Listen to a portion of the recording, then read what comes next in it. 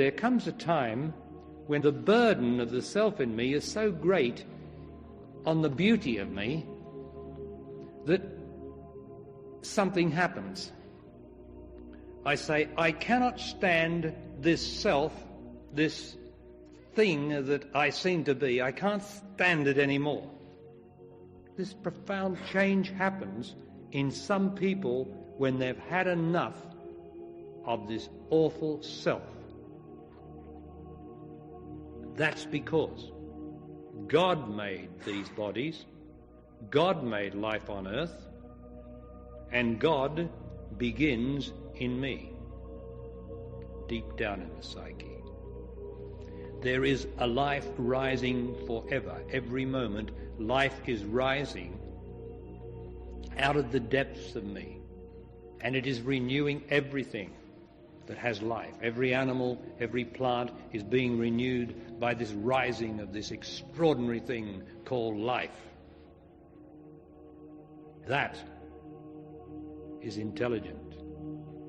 That life keeps the heart beating, the blood circulating, repairs everything with a miracle every day in this beautiful body, as it repairs this blessed earth every day, despite the self's greed and corruption and pollution of it. This beautiful, glorious life that arises out of me and which I can feel this very moment as the sweetness and beauty in me, my body, but not in myself. So this life rising is saying to everybody, have you had enough? Have you suffered enough yet? And then when he loses his 40 companies, or even his little child, he or she says, my God, I'm finished. I've had it. I'm finished. And life is there. For as soon as self is given up, life is there. See? All you got to do is get rid of the rubbish and you find the room is fine. So the man or woman says, God, there is something worthwhile. Instead of driving out, there becomes a little turn or a large turn within. And instead of looking only without, doing it my way, this is what I want, instead of that, there's a little bit of the perception goes inward, down towards me, towards the sweetness, where the life is rising, the stream of life is coming up, and I cannot help but turn towards the source of life. And between that turning and me, the source of life, is this self.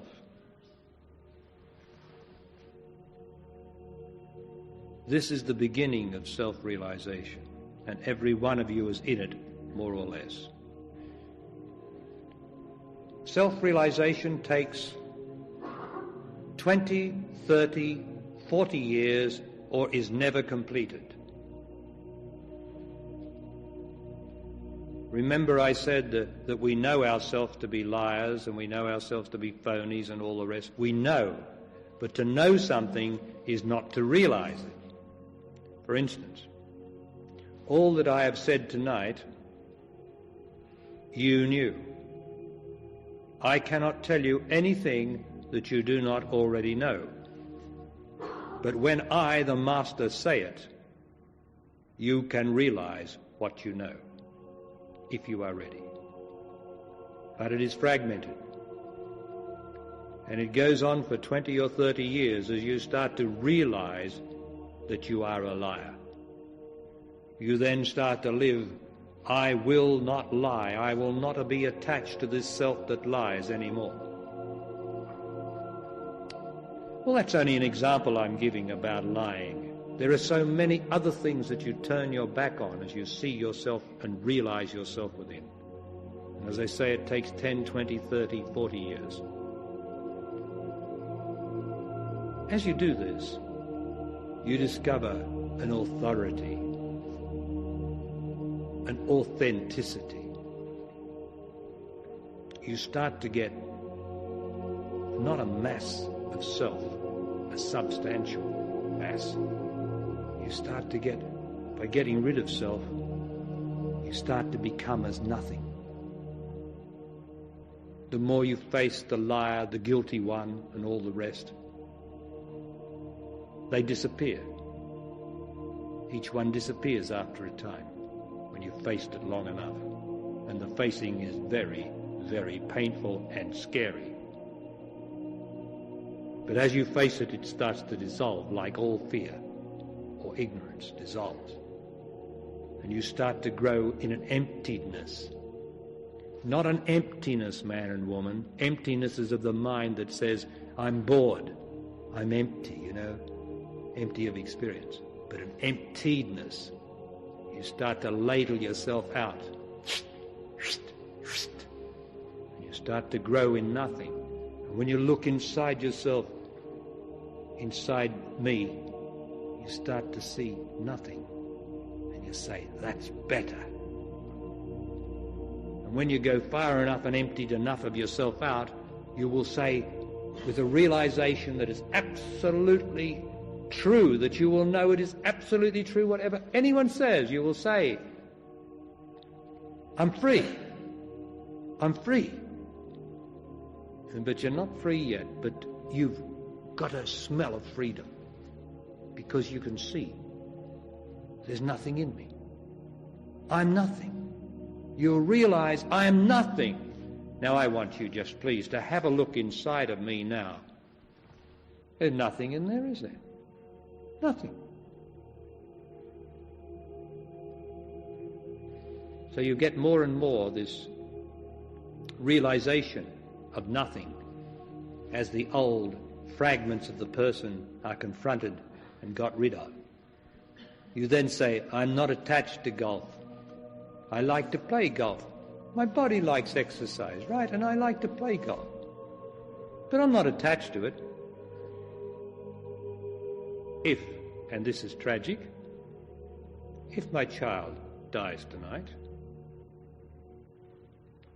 and I love my child, and am not attached to my child, my body may sob. But I won't attach myself to my sobbing just because everybody says how sad it is and how tragic it is to have lost your child. For I would have to say, look, there's a little child dying somewhere else in the world tonight. I'm not special. The form of my child is dead, will be buried and decomposed in a few days. But while I have love of my child is not dead. For I did not love my child's body. I love the essence of my child. And that is my love within me. And my child is not dead. That's if I knew the truth of life. If I discovered nothing in me, that would be revealed to me. If I am honest to life like that, then life will be honest to me and reveal to me, there is no death, my son, my daughter. There is love, and love is not dead. Love is now. So these sort of insights will come into the man or woman who is realizing the self. This goes on and I become more and more authentic. I then start to speak to people with more authority, not of my worldly knowledge, because I see that's all self. I'll even say, everything that I say is crap, because it is self-speaking, and so don't believe a word I'm saying, but I'll endeavour to get it out as straight as I can, but don't believe anything I say about the world. It'll just be an opinion. After I've got pretty well into self-realization, I'll get a touch of guru-itis.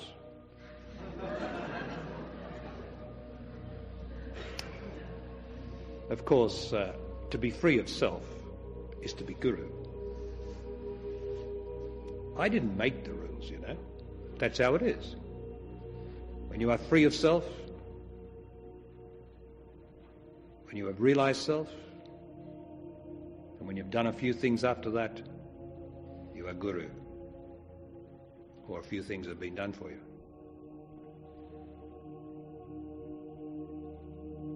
So by this time you've got a touch of guru-itis, and everyone's a bit afraid to come near you. Because as soon as they come near you, any self, it won't be long before you'll be pointing out to them what the self is in them. And they say, not him again.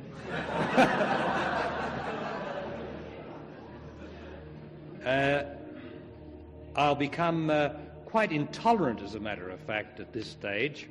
I'll become even forceful with the self that remains of me that I haven't seen. When I sit in a room, there'll be a sort of bristling coming out of me. Nobody's really comfortable because, you see, all this is done psychically. There's no communication out here. It's all done by psychic emanations. And this sort of intolerance with self is very uncomfortable to our psychic self, as it is uncomfortable to the one who's realizing his self. Now, we could be 10, 15, 20 years in by now. He starts to become intolerant with the world. He's not only intolerant with himself and the people. He sees that people are stupid and because they won't get rid of their self. He then starts to see the whole of existence, the whole world as self, as ignorance.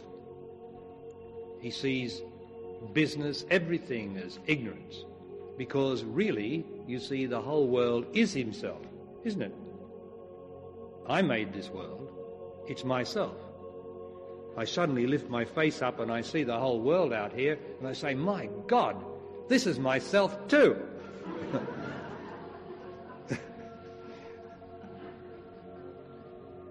And this goes on for, as I say, 20 or 40 years.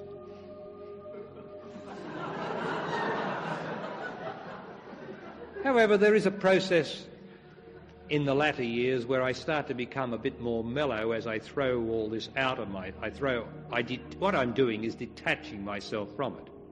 But I get attached to my detachment from it. See? And then I start to recede quite nicely down into me, to the bottom of me, and I become easy and mellow at perhaps round about the age of 60 or 65 with a bit of luck. And then I am detached from the whole thing, and it's all self, I know that, but it is not me. I made this self, I am responsible for the whole thing, but it is not me. Then I am free. I then start to be. Self-realization is to live detachment from all concern about the world or what is happening in it. It is to detach from all guilt, all resentment, likes, dislikes, to detach from everything that is the world. Now, I only said to detach from it. I didn't say that anything disappeared. The world remains precisely as it is, except it is seen to be a disharmonious harmony. It is seen in its whole that everything is right. It is not seen that everything is good. It is seen that everything is right. And you know that life or God is still, believe it or not, in charge. You then begin the process of detachment from detachment. This is not realized and has never been explained on this earth.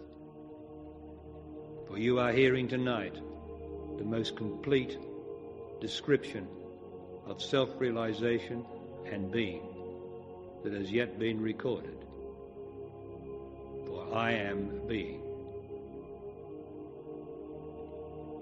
Being is a very long process of detachment from detachment.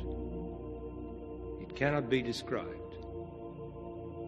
I cannot go any further in words to describe this state to you, except that all my knowledge, my infinite knowledge of life and love and truth and God and death,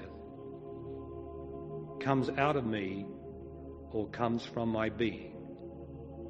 For even me disappears, because me is being. Right. You will share in my being by just staying with me.